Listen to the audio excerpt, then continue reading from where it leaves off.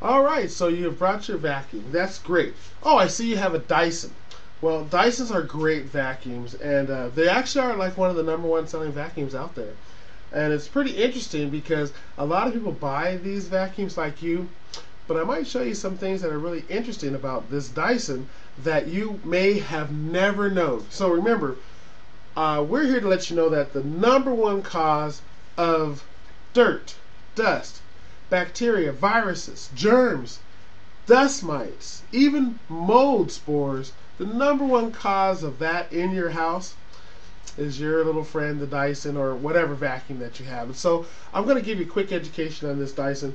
And I used to really go deep into showing this stuff, but I was starting to get sick from actually what's getting put out by this Dyson. So I'm going to kind of stand away and share with you a little bit about it. So here we are. We have your Dyson. It's a great unit. And I'm going to go ahead and take out the container. And oh, wow. This container is full. Well, 3/4 full. So basically, you haven't emptied it for a long time. There's a lot of hair, and there's a lot of dirt and dust in there, and I'm sure you were going to empty it real soon, but you haven't, so there's that. Now, if you look at the back of the Dyson, you see that it's not a really good sealed system. You see this part right here connects with this, and when the vacuum sucks up dirt, it comes right out here, and a lot of it ends up floating around. And obviously, as we can see, it's all it's all right here on the side of the Dyson. It's also all plastic, just so you know. So we have our canister, and what I want to talk about is how many filters that this Dyson has. Yes, it has filters. As a matter of fact, this one has 3 filters. I know you didn't know that. So let me show you. There's a filter right here.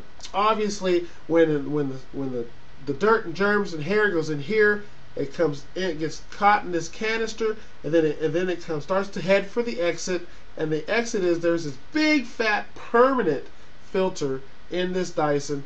And once you dump it out, there is a way you can kind of scrape it and brush it and clean this filter. Now there's another filter, and let's see if I can get this. This is very delicate because I do not want to breathe this. I'm already starting to feel the effects of. So there's another filter right here. Yeah, right here. And let's take a look at. See if you can see that. That's what's in this filter, and all the dust and dirt is still sitting at the top of this Dyson. Now the interesting thing, let me put this thing back in here. The interesting thing about this big pillow filter here is that's the second filter that this has. But look on the side here. Do you see this? It has little pictures on the side here, and those pictures tell you how you're supposed to take care of these filters. It says, wash this filter, big number 3, every 3 times. Wash it. It has a picture of you washing it. Then it says to actually squeeze it like in half and bang it on the counter. I'm not kidding you. There's the picture. Squeezing it and banging it. There we go. Squeezing it and banging it on the counter. And then they want you to put it in the sun for 24 hours. A picture of a sun. It's got the fumes coming up from it, and they want to put that in the sun for 24 hours. Now, why do they want you to put this filter after washing it and banging it against the counter? Why do they want you to put this filter in the sun? Yeah, it's to kill the germs and the bacteria that is inside this filter. And UV rays are the only defense that they have to kill them. So you can wash this guy, you can bang it up against the counter, but if you just kind of wring it out, blow it out or whatever, vacuum it out, and then put it back in here, well, you're just making a breeding ground for the mold and bacteria. And that's why when you turn your vacuum on at a later date, that's why it smells so bad, because it takes ultraviolet rays to clean these pillow filters. So there's your 2 filters. You got your big one that's permanent here, And then you have this guy right here, the big fat pillow filter right here. But wait, there's more. So this is the ball Dyson, and it's, it has a ball right here. And I'm going to see if I can show you the other filter. Now the way to do that is I actually have to tilt this guy back, and hidden inside this ball is your other filter. Let's see if we can pop this guy out here. Yep, you probably never knew it existed, and I'm here to show you that it is going to maybe surprise you, because here is the third filter. It's the last stop on the block for you. And this filter has the same instructions. Filter number 3 says, right there, let's see if we can show you the pictures. The camera angle is kind of bad. Here's the pictures. It says, wash this filter. Bang it up against the counter, because this one doesn't bend. So you have to bang it up against the counter. And then put it in the sun for 24 hours so that you can kill all the germs and bacteria in this as well. So what do we have? We have one filter, the permanent one. We have one pillow filter. We have a third filter here in the ball. Now I'm going to show you one really quick thing. The path of dirt. So what happens is, and I'm going to go ahead and close this guy without the filter in it, just so we can show you the path of dirt. Dirt comes in this little hole right here.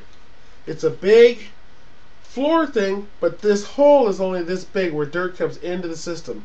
It comes up through this tube, goes up to here, and comes in to here on the side there. Okay. Once it gets in here, it goes in to here. All the dirt and dust gets trapped in here. Big old filter sits in here. Then it comes up through to this powder, this pillow filter, and then it comes out right here, which fits right here. So it goes in here, and then down to the ball, and then to that last filter, and then once it goes to that last filter, then it comes out, right out of the ball, and the ball has these little vents right here, which pushes the last, hopefully filtered air that comes out. It's pretty interesting, isn't it? And so what I'm here to let you know is that when you use this Dyson, the first time you used it, in 10 minutes, this filter was clogged. It didn't work anymore. It's all of the big particles of dirt and dust have been jammed into the filter because it's porous, and from that point on, only the small microscopic dirty things that really can get to us, like germs and bacteria and viruses, can make it through this clogged filter. And then it goes out in the form of dust mites, and then it comes out to our environment. So basically, this unit is pushing out germs, bacteria, viruses, mold, and dust mites every time you use it. Every time you turn this guy on, it's going poof, and all those living things head for the exits. And the exit is the holes of these filters and the vent at the bottom of this ball. So let me ask you a question. Would you want your kid, I don't know if you have kids or not, but would you want your kids to be near this vacuum while you're roaming around the house vacuuming it? Not in your life. When you see all the germs and dust mites, and all that stuff that's coming out, you definitely don't want your kids in that environment. Well, that's the problem. Every house needs to be vacuumed, and most houses have either a canister vacuum or a worse, bag vacuum, where everything is trapped in that bag forever. Now, if you have a bag vacuum, the thing about a bag vacuum is that they work great on day one, but when do you empty your bag? Not until it's full. And so what happens is your bag is like this canister. You're not going to empty it until it's all the way to the top. And that pretty much is a breeding ground for all the germs and bacteria in your closet, waiting for you to bring that bag vacuum out turn it on, and the first thing they do is they go wee and head for the exits. And that means that they're going to end up here in our lungs. So when these particles are floating around, that's why we get sick. That's why we have asthma. That's why we are coughing and sneezing and watery eyes, and even nausea and headaches are all caused from the environment in our house. One last question. Why do you think a vacuum has 3 filters? 3 filters. It's not to protect what's going in the unit. They want everything to go in the unit. It's to protect you from what comes out of the unit. You see, it takes 3 filters just to hopefully protect you from what you're going to breathe in as a result of this vacuum pushing out with the same power of the suction, pushing it out to the environment, and it's going right into our lungs, in our eyes. I'm already feeling the effects, so we're kind of going to be done with this section here, and we're going to move on to the solution. Now you see, Mother Nature has a solution to the dust and dirt outside. You see, she puts water into the environment. As a matter of fact, when there's a rainstorm and you walk outside and you smell the water, you know that all of the germs and the dust and the dirt and the pollen and all the creatures floating around, they've been washed away. And you can take a deep breath of fresh air after a storm. Well, where Mother Nature puts water into the environment to clean out the environment, it's a simple process. We've figured out a way to bring the environment into Mother Nature, into water. And we've done it in our robot. Would you like to see that?